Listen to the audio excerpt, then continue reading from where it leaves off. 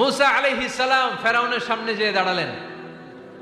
ফেরাউনের জাদুকররা বিশাল বড় বড় বাঘ বানালো, সিংহ বানালো, সাপ বানালো। মুসা আলাইহিস সালাম দেখে ভড়কে গেলেন, ভয় পেয়ে গেলেন। আল্লাহ বললেন, মুসা ভয় নাই, তোমার লাঠিটা খালি ফেলো। কি ফেলো? মুসা আলাইহিস সালামকে একটা লাঠি দিছে কে?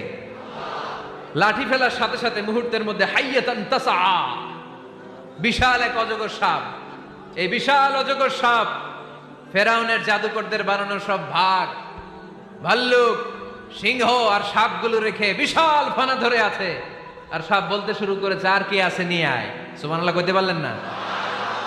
এই দৃশ্য দেখার সাথে সাথে ফেরাউনের রাজপ্রাসাদের সামনে যতগুলো জাদুকর ছিল, কোরআন বলে ফাউলকিয়াস সাহারাতু সাজিদিন।